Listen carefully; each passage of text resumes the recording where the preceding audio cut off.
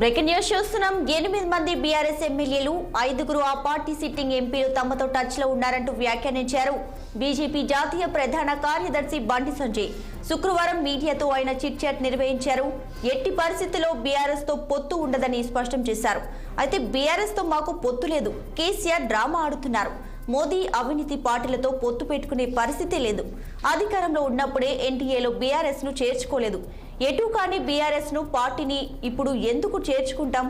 ఉన్న BRS sitting ఎంపీలు పక్కదారులు చూసుకుంటున్నారు. పొత్తులు అనేది కేసీఆర్ సృష్టి అంటూ బండి సంజయ్ పేర్కొన్నారు.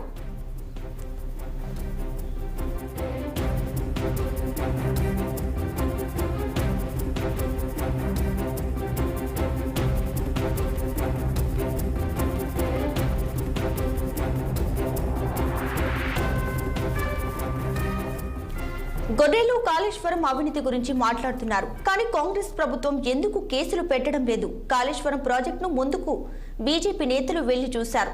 సెంట్రల్ డ్యామ్ సేఫ్టీ అథారిటీకి ఫిర్యాదు చేశాం, రిపోర్ట్ కూడా ఇచ్చింది. కాళేశ్వరం ప్రాజెక్టు ఎందుకు పనికిరాదని central dam safety authority report ఇచ్చింది. క్రిమినల్ కేసులు ఎందుకు పెట్టడం లేదు అని బండి సంజయ్ ప్రశ్నించారు. ఇక దీనిపై పూర్తి డీటెయిల్స్ ను మా ప్రతినిధి మాధవి అందిస్తారు. మాధవి. దీపిక, ఈ రోజు జరిగిన చిట్ చాట్ లో బండి సంజయ్ అనేక విషయాలను కూడా వెల్లడించడం జరిగింది. అయితే ఏవైతే వ్యూహాధారాలు వస్తున్నాయో బీఆర్ఎస్ బీజేపీ ఒకటి అని చాలా వరకు కాంగ్రెస్ కానీ బయట వినిపిస్తున్న వార్తలు ఎంత మాత్రం నిజం కాదు అని చెప్పేసి అందులో 8 మంది బీఆర్ఎస్ ఎమ్మెల్యేలు 5 మంది సిట్టింగ్ బీఆర్ఎస్ ఎంపీలు మాతో టచ్ లో ఉన్నారు అనే నిజాన్ని మాత్రం బండి సంజయ్ వెల్లడించారు. ఎట్టి పరిస్థితుల్లోనూ బీఆర్ఎస్ తో పొత్తు పెట్టుకునేది లేదు అని కూడా ఖరారు చేశారు. బీఆర్ఎస్ తో పాటు ఇంకా కేసీఆర్ ఆడుతున్న డ్రామా ఇది అని చెప్పేసి బండి సంజయ్ వెల్లడించారు. అలాగే బీఆర్ఎస్ ఎమ్మెల్యేలు ఎంపీలతో టచ్ లో ఉన్నంత మాత్రాన వారితో మేము పొత్తు పెట్టుకుంటున్నాము అనేది కాదు, ఇది కేసీఆర్ మాత్రము చెప్తున్న మాటలు తప్పితే ఇంకా మేము ఎలాంటి పొత్తుకి సిద్ధంగా లేము అని చెప్పేసి బండి సంజయ్ వెల్లడించారు.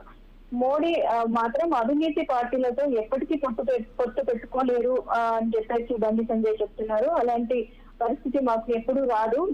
అవినీతితో ఉన్న పార్టీని మేము ప్రజలు ఎప్పుడైతే తిరస్కరించారో అసలు మాకు వాళ్ళతో పొత్తు పెట్టుకోవాల్సిన అవకాశం కూడా ఆశాభావం కూడా లేదు అనేసి వ్యక్తం చేశారు. అధికారంలో ఉన్నప్పుడు ఎన్డీఏతో బీఆర్ఎస్ ని చేర్చుకోలేదు. అలాంటి సమయంలో లేనప్పుడు ఇలాంటి సమయంలో ఇప్పుడు ఎవరైతే బీఆర్ఎస్ ని ప్రజలు తిరస్కరించారో అసలు ఈ కాంగ్రెస్ పార్టీ ఎంపీ ఎలక్షన్స్ లో మాత్రం బీఆర్ఎస్ ఎట్టి పరిస్థితుల్లో సీట్లు కూడా రావు అని బండి సంజయ్ వెల్లడించారు. అలాగే ఇంకా కాళేశ్వరం అవినీతికి ఇంతకు ముందే బీఆర్ఎస్ నేతలు బీజేపీ నేతలు వెళ్లి చూశారు. ఆ సెంట్రల్ డ్యామ్ పైన కూడా సేఫ్టీ అథారిటీకి ఫిర్యాదు చేసినట్టుగా కూడా బండి సంజయ్ వెల్లడించారు. పూర్తి రిపోర్ట్ ఇచ్చిన తర్వాత కూడా ఇప్పుడున్న కాంగ్రెస్ ప్రభుత్వం దానిపైన ఎందుకు చర్యలు తీసుకోలేకపోతుంది, ఎందుకు సిఐడికి అప్పచెప్పలేకపోతుంది అనేది వారు ప్రశ్నిస్తున్నారు. కాళేశ్వరం ప్రాజెక్టు పనికి రాదు అని చెప్పేసి సెంట్రల్ డ్యామ్ అథారిటీ రిపోర్ట్ ఇచ్చినా కూడా క్రిమినల్ కేసులు బీఆర్ఎస్ పైన ఎందుకు పెట్టడం లేదు ఇప్పుడున్న ప్రభుత్వం? గత ప్రభుత్వం పైన వారు ఎందుకు వివక్ష చూపిస్తున్నారు అన్నట్టుగా కూడా వారు అడుగుతున్నారు. కాళేశ్వరంలో జరిగిన 1,00,000 కోట్ల అవినీతి సొమ్మును ఈ ప్రభుత్వం ఎలా రాబోతుంది అనేది కూడా బండి సంజయ్ అడుగుతున్న ప్రశ్న. ఇక మాకైతే రాముడు మోడీ ఇద్దరు ఉన్నారు, మరి వీళ్ళకి ఎవరున్నారు అనేది కూడా వారు ప్రశ్నిస్తున్నారు. రజాకారులు, ఎంఐఎం పార్టీలు, కాంగ్రెస్, బీఆర్ఎస్ వైపు ఎవరున్నారు? మాకు అయితే రాముడు మోడీ ధైర్యంతో మేము ముందుకు వెళ్తున్నాము. రాముడిని నమ్మే వాళ్ళైతే బీజేపీకి తప్పకుండా ఓటు వేస్తారు అని కూడా బండి సంజయ్ వెల్లడించడం జరిగింది. రాష్ట్రంలో బీజేపీ అధికారంలోకి వచ్చినట్టయితే కేసీఆర్ తప్పకుండా జైలుకు వెళ్తారు అనేది కూడా వారు వెల్లడించడం జరిగింది. అంటే బీజేపీ మేము పూర్తిగా కాంగ్రెస్ కి అంటే ఏవైతే అవకతవకలు జరుగుతున్నాయో కాళేశ్వరం ప్రాజెక్టు పైన జరిగి ఉన్నాయో ఆ అవినీతి పైన మాత్రం ఖచ్చితంగా కేసీఆర్ జైలుకి పంపించే ఉద్దేశం అయితే మాకుంది అని చెప్పేసి వెల్లడించారు. అలాగే తెలంగాణలో మేము అసలు బీఆర్ఎస్ ని పోటీగా ఎప్పటికి కూడా అనుకోవట్లేము. కాంగ్రెస్ కి బీజేపీకి మధ్య మాత్రమే ఇప్పుడు రాబోయే పార్లమెంట్ ఎలక్షన్స్ లో పోటీగా మేము భావిస్తున్నాం తప్పితే బీఆర్ఎస్ ని ప్రజలు తిరస్కరించారు, మేము తిరస్కరిస్తున్నాము అని చెప్పేసి చెప్పడం జరిగింది. Madhavi, thanks for the updates.